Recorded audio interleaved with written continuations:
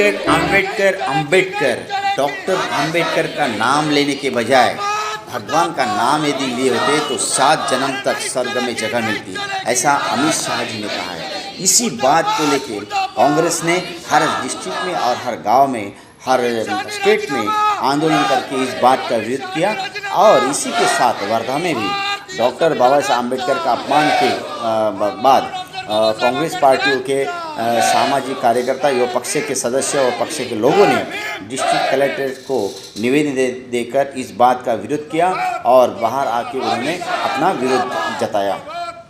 Doctor बाबा साहब अम्बेडकर का अपमानजनक शब्द का प्रयोग करने के कारण वर्धा में भी डॉक्टर अभ्युदय मेघे, कराड़े मास्टर सुधीर पांगुड़, यव वानखेड़े सर और कांग्रेस के सभी पदाधिकारी और कार्यकर्ता बड़ी मात्रा में डिस्ट्रिक्ट कलेक्टर के कार्यालय के पास जमा होकर उन्होंने निवेदन दिया और इस बात का विरोध किया। इस समय उन्होंने अपने विचार भी रखे।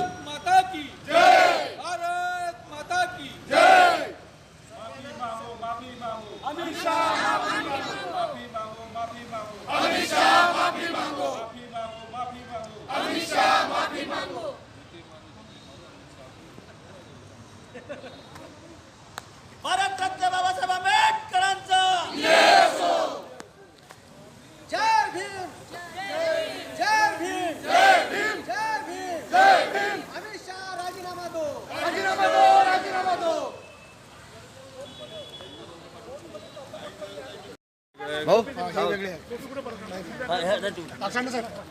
आता जे वक्तव्य झालं आहे याच्यामध्ये डॉक्टर बाबासाहेब आंबेडकर आणि एवढ्या वेळा म्हटलं असतं तर तुम्ही स्वर्गात पोहोचले असते, यावर आपलं काय म्हणणं? अमित शहानं संसदेत जे वक्तव्य केलं आहे आणि त्याच्यानुसार त्याच्या पोटातलं जे जहर होतं ते पोटातून बाहेर पडलं।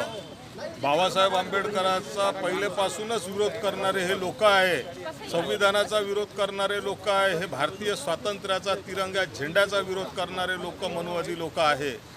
संविधान विरोधी लोक यांना देशात मनुस्मृती लावायची होती, त्यावेळेस यांनी संविधान तयार होत असताना संविधानाचा पण विरोध केला होता।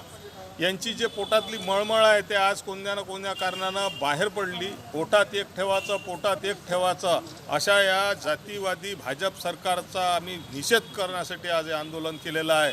आणि आम्ही या माध्यमातून त्यांनी जे प्रकार चालवला आहे, जसं बाबासाहेबाचा अपमान त्यांनी केला आणि उलट म्हणते का काँग्रेसवाल्यांनी व्हिडिओ दाखवून अपमान केला, काँग्रेसचे ऑफिस फोडणं किंवा काल संसदेत काँग्रेसच्या खासदारांना धक्काबुक्की करणं, हे जे प्रकार चालवले आहे तर आमचं एकच म्हणणं आहे की तुम्ही खोटे कमी बोला आणि जे लोक शांत आहे तर तुम्ही स्वतःच लोकांच्या विरोधात जाऊ नका, नाही तर हे लोक जर जागृत झाले तर तुम्हाला पळता भुई थोडी होईल या देशातून। हाच इशारा आम्ही आज वर्धा जिल्हा काँग्रेस कमिटीच्या वतीनं अमित शहा यांना सगळ्या वर्धा जिल्हा काँग्रेस कमिटी सगळ्या फ्रंटल सेलच्या वतीनं अमित शहा यांना माननीय कलेक्टर साहेबांच्या मार्फत निवेदन देऊन दिलं आहे। सर कराडे सर आपलं काय म्हणणं आहे?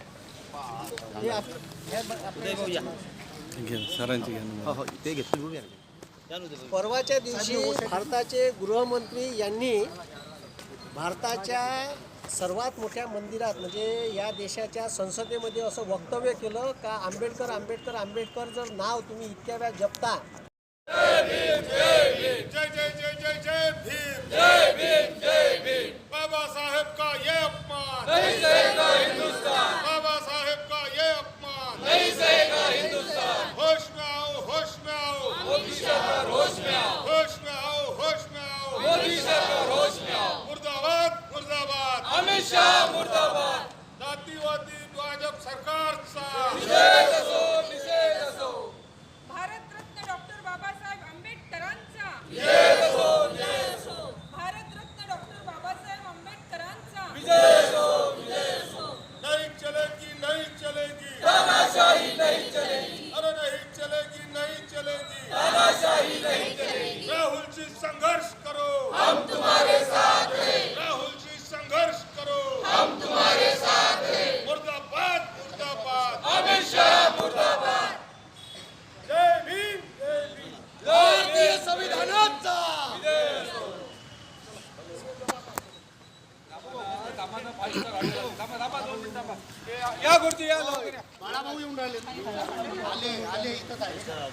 हो 2 शब्द बोला.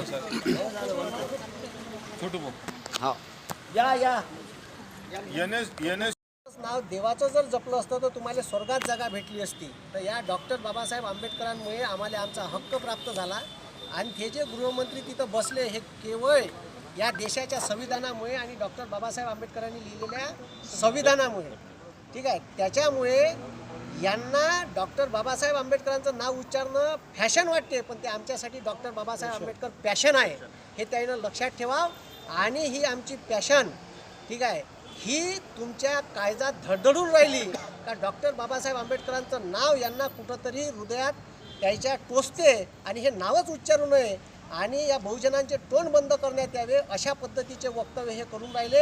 आम्हाला नरकात जरी जागा भेटली तरी आम्ही डॉक्टर बाबासाहेब आंबेडकरांचं नाव उच्चारणं सोडणार नाही. एवढंच मी इथं बोलतो. उदय भाऊ आपलं काय म्हणणं? नाही, आत्ताच आपण 17 तारखेला भारताच्या संसदेमध्ये भारताचे गृहमंत्री अमित शहा यांनी ज्या पद्धतीने हेटाळणीच्या स्वरूपात या देशातील करोडो नागरिकांचं जे आराध्य दैवत आहे त्यांनी या देशाला अतिशय समतोल अशी जगातली सर्वोत्तम अशी घटना दिली. त्या घटनाकाराचा अशा हेटाळणीच्या शब्दात त्यांचा अपमान करणं हे अतिशय निषेधार्थ आहे आणि त्या निषेध करण्यासाठी म्हणून आज आम्ही इथे एकत्र आलेलो आहोत.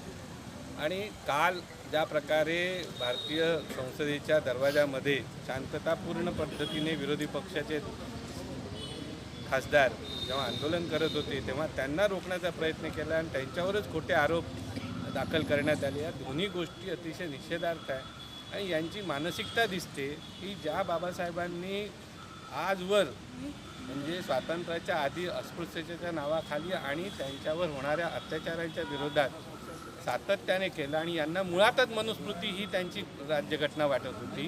ती बाबासाहेबांनी प्रत्येक व्यक्तीला समान अधिकार, मग ती स्त्री असो, पुरुष असो, जाती कोणची असो, धर्म कोणता असो, प्रत्येकाला समानतेचा अधिकार दिला. हेच यांना बोचत होतं कारण की यांची जी पूर्ण संस्कृती आहे ही असमानतेवर आधारित आहे आणि म्हणून बाबासाहेबांचा त्यांना तेव्हापासून राग होता.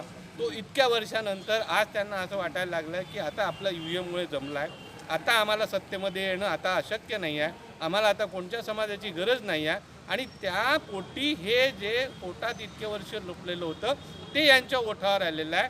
ही आपल्याला येणाऱ्या काळातल्या हुकुमशाहीची नांदी आहे.